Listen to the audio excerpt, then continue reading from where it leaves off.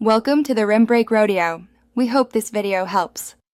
You will start by preparing credentials and environment. First, create a virtualenv, install msal and Office 365 REST Python client, and keep your tenant ID, and client secret ready. Then register an Azure AD app and Granite sites. Read-write, all for the site scope. This gives token-based access without user prompts.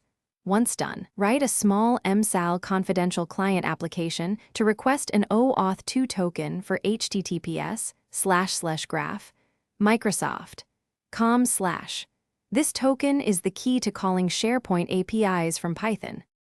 Next, you exchange credentials for an access token and build a Sharepoint client.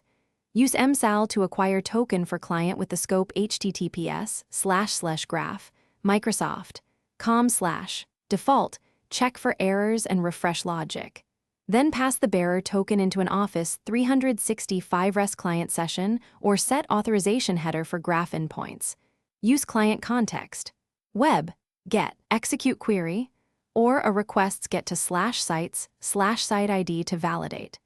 Make sure to handle JSON responses and convert site ID and list ID for later operations.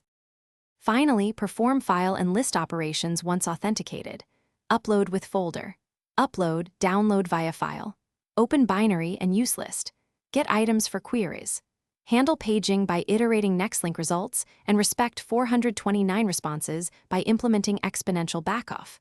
Make sure to refresh tokens automatically before expiry and log API errors for diagnosis. If something fails, confirm your app permissions, tenant and site ID, and that you used the correct resource scope. These resolve most authentication and authorization errors quickly. Thanks for watching. Consider subscribing if we helped you.